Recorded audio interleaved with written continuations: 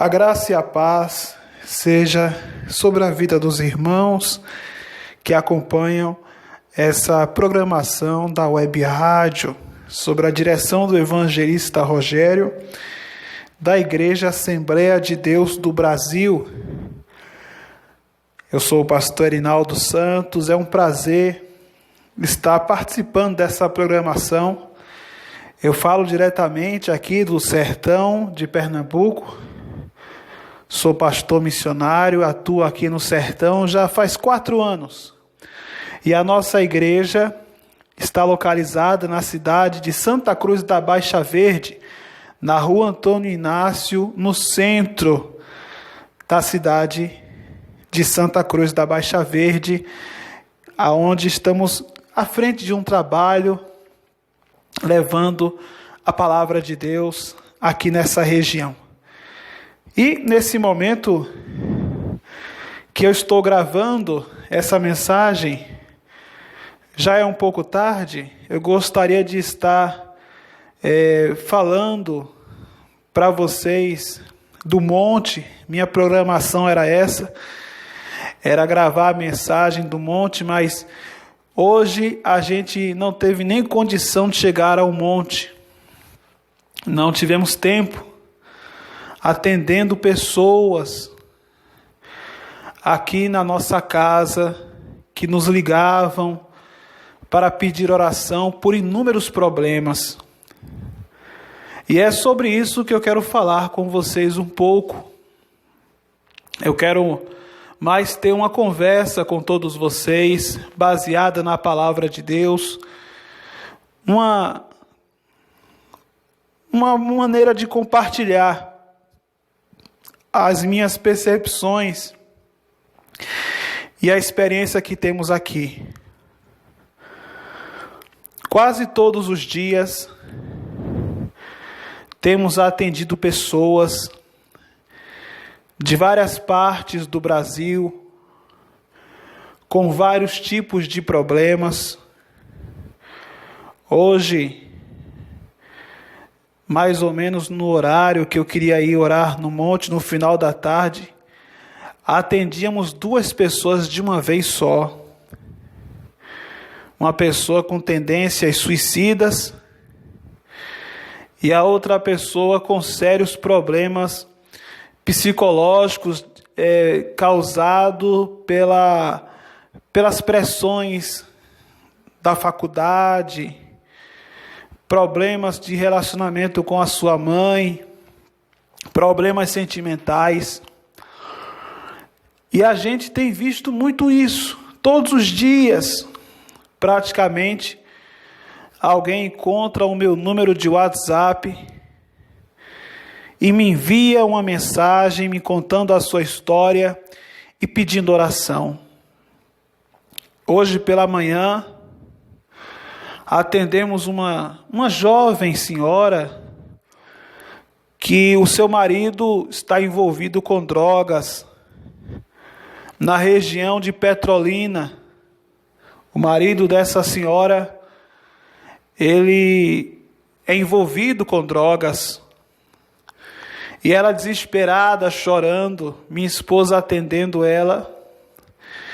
E naquele mesmo momento eu já estava com outra pessoa no meu telefone mesmo, pedindo oração pela mãe que estava na UTI. E isso me faz pensar sobre o propósito de ministrar a palavra de Deus, de ser um pastor, um pregador da palavra de Deus, e o porquê do nosso chamado. Isso me faz pensar, e eu penso muito sobre o propósito de fazer o que nós fazemos, tomar conta de uma igreja. E eu penso muito sobre isso, eu penso sobre os meus colegas pastores e evangelistas e obreiros, as pessoas que fazem a obra em tantas denominações, tantos dons. e o chamado do Senhor em nossas vidas.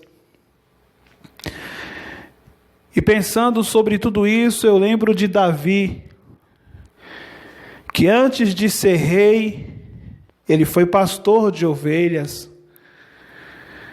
Antes de subir ao trono, ele fazia um trabalho que ninguém via. Ele cuidava de ovelhas. E ele caminhava para lá e para cá com aquelas ovelhas. O trabalho de pastor é um trabalho de movimento. Davi não ficava parado em um lugar. Ele ia movimentando com as suas ovelhas, procurando os mananciais e a fonte de alimento. Se a gente observar bem, o ministério do Senhor Jesus era andando. Ele ia andando de cidade em cidade, de aldeia em aldeia. E os discípulos foram enviados de 2 em 2 também, para levar a palavra de cidade em cidade, de aldeia em aldeia. No Antigo Testamento, nós temos o ministério dos profetas sendo representado por Elias e por Eliseu. E eles estavam também andando por todo o país, levando a palavra. O pastor, ele anda muito. Eu já andei muito em minha vida. E ainda hoje ando bastante. Quando não estou na igreja, eu gosto de andar até o monte. Hoje não foi possível, mas a minha semana normal, eu estou sempre indo para o monte, 4 vezes na semana. E naquela caminhada, o Senhor fala comigo. Estamos muitas vezes tão acostumados com as facilidades dos nossos dias, automóveis, motos, igreja perto de casa, a rotina que às vezes toma conta da liturgia do culto, aonde se começa de um jeito e vai aquele, segue-se um script, segue-se algo assim quase decorado. Mas o ministério real não é assim. A gente anda, a gente visita, a gente vai na casa do velhinho, vai na casa da velhinha, a gente vai na casa do doente, a gente vai num lugar sem nem saber onde é esse lugar. Às vezes a gente não sabe nem onde é a casa daquele irmão, mas a gente vai perguntando. Nos sítios, quantas vezes eu me perdi nos sítios aqui do sertão, atrás de uma ovelha doente que sumiu da igreja. Quantas vezes a gente tem que perguntar, e as pessoas elas não nos conhecem, nem também são obrigadas a nos dar a informação, e a gente tem que dizer: eu sou o pastor, e eu estou atrás do irmão fulano, da irmã cicrana. A obra de Deus, ela é assim, meus irmãos. A obra de Deus, ela está mais ligada ao que você faz do que ao cargo que você tem. Muitos já querem reinar, sem nem ao menos saber o que é pastorear. Muitos estão mais ligados ao trono, à ostentação e o poder, do que o espírito de servir. Pois o pastor, antes de tudo, ele é um homem que serve. Ele é um homem que anda. Ele é um homem que se gasta na obra. Eu tenho visto, meus irmãos, muitos pastores como eu, nas suas igrejinhas, nas pequenas cidades, realizando grandes obras para Deus. Mas estas obras ninguém vê. São obras escondidas. Aquela caminhada é uma caminhada solitária. Muitas pessoas querem estar debaixo de uma sombra, mas poucos querem lançar as sementes, e outros, quando chegam na obra, a obra já tem sombra. Então a pessoa acha que todo o tempo houve facilidades na obra, houve sombras. Não, meu irmão, minha irmã. Muitos querem colher em campos aonde ele nunca lançou uma semente, aonde nunca foi derramada uma lágrima, porque alguém lá atrás já derramou essa lágrima, alguém lá atrás já semeou.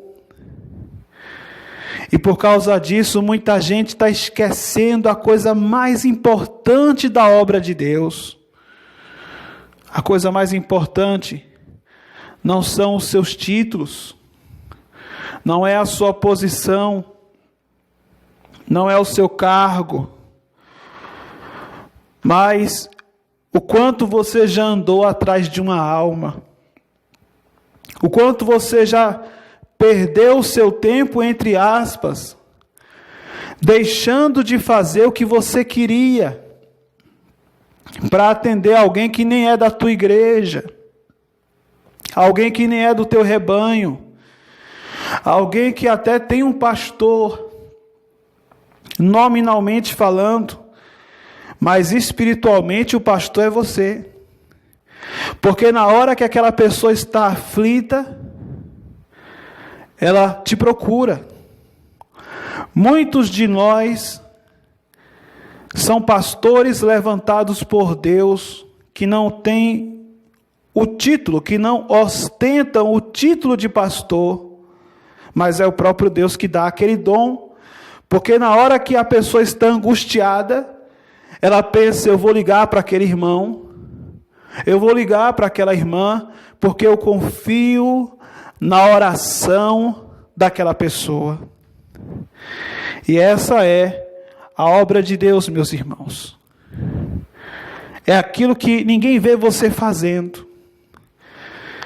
Porque antes de você chegar lá e brilhar, muito antes disso, você tem que fazer um trabalho que ninguém vê. Um trabalho que não tem uma recompensa imediata, um trabalho sem interesse. E eu tenho vivido isso, meus irmãos. Todos os dias, alguém acha o meu telefone. Uma vez, eu estava na minha cama e quando o telefone tocou, já era uma pessoa pedindo oração. Nem deu tempo eu acordar direito. Já era alguém pedindo oração. Quantas vezes uma pessoa depressiva, a gente faz de tudo para animar aquela pessoa. A gente pega o violão, a gente canta. E não é tão afinado assim, mas canta de coração para mover aquela pessoa, sabe? Para aquela pessoa sentir no coração dela aquele calor. A gente faz isso, faz o que for necessário para a pessoa tirar o pensamento de suicídio, para a pessoa entender que Deus a ama, mesmo ela sendo uma pessoa pecadora. Atendi um rapaz que dizia ser homossexual. E esse rapaz de família de crente estava desesperado, porque ele dizia: Deus não me ama. Deus não me ama. E esse rapaz, eu disse para ele: olha, Deus te ama sim. E eu tive que provar para ele que Deus o amava, porque ele não acreditava nisso. O diabo tinha cegado ele. Ele dizia apenas: o meu pecado vai me levar para o inferno. E eu disse para ele: mas o sangue de Jesus te purifica de todo o pecado. Porque se o sangue de Jesus não puder te purificar, meu irmão, todos nós estamos perdidos, porque todos pecaram e destituídos estão da glória de Deus. E assim aquele rapaz recebeu um conforto em sua alma. E até hoje eu tenho o contato dele e sempre mando uma mensagem para ele de fé. Mando uma palavra de amor para a vida dele. Outra vez atendi uma jovem do Espírito Santo que apanhava do marido. O marido era abusivo. Como ela encontrou meu telefone, eu não sei. Se foi pelo Facebook, eu não sei. Mas na madrugada ela me contando que o marido apertava o pescoço dela, que o marido a tratava muito mal já há muito tempo. E eu disse para ela: você tem mãe? Ela disse: eu tenho. Vá para a casa da sua mãe, porque ele vai acabar te matando. E ela disse: mas eu tenho vergonha porque eu vou ser uma mãe solteira. E eu disse para ela: é melhor ser uma mãe solteira do que ser uma mãe morta. E ela disse: é verdade, eu vou tomar essa decisão. Você não sabe, meus irmãos, pelas madrugadas, às vezes, eu não tenho sono, eu não sei porquê. E aí eu vou no celular, tem uma mensagem lá de uma pessoa depressiva, por causa da pandemia. Atendi uma jovem, uma certa ocasião, ela dizendo: eu me preocupo com a minha mãe, com a minha avó, me preocupo com a minha faculdade, eu estou perdendo as forças, eu estou perdendo a esperança, a alegria de viver. Eu estou entrando num buraco e eu não tenho força para sair. E a gente tem que se esforçar, pedir graça de Deus, para a pessoa começar a ver as coisas de uma maneira mais positiva. Meus irmãos, poucos psicólogos e poucos psiquiatras têm a experiência que um pastor tem. Porque eu conheço muita gente que tem a formação acadêmica, mas não é fonte de vida para as pessoas. O máximo que a pessoa sabe é analisar a questão técnica, é prescrever, no caso da psiquiatria, prescrever uma droga.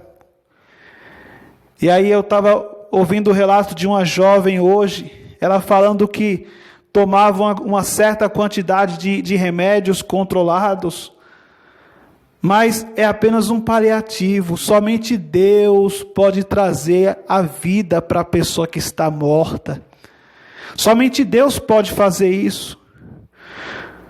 Não que não seja importante um apoio profissional, mas na hora, meus irmãos, da dificuldade, da crise existencial, do vazio da alma, somente Deus pode preencher o coração.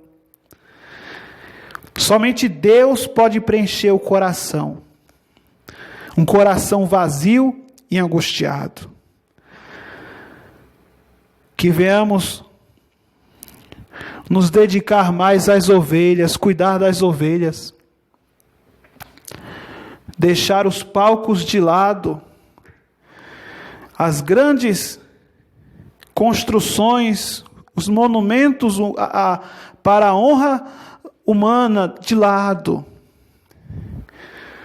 Porque no final das contas, isso não vai valer de nada.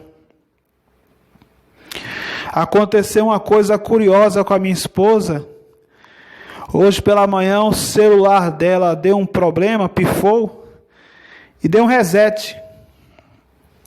Tudo que era arquivo ela perdeu. E aí o que ela conseguiu preservar foi o que ela espalhou para alguém. A foto que ela mandou para alguém, o louvor que ela mandou para alguém, isso ela consegue resgatar. Mas o que ela guardou para ela perdeu tudo. E na nossa vida é assim também. Quando a nossa vida pifar aqui, tiver o grande reset, Deus não vai querer saber o que você tem, o que você conquistou, o que você possuiu, o que você adquiriu na obra. Deus vai perguntar para você o que você deu, o que você doou e o que você gastou na obra. E como você se gastou na obra. É isso que Deus vai perguntar para você. Que Deus abençoe a todos os irmãos. Quero fazer uma oração por vocês. Senhor meu Deus e Senhor meu Pai Todo-Poderoso, o Senhor falou a Josué: não te mandei eu? Primeiro é o Senhor que manda. Não é homem que manda. Não é a vontade que prevalece, mas é o Senhor. Quantas vezes eu quis fazer algo e o Senhor disse não. Porque o que vale é a tua vontade, Senhor. Não te mandei eu, não pasmes e nem te espantes. Porque o Senhor teu Deus é contigo, aonde quer que você for.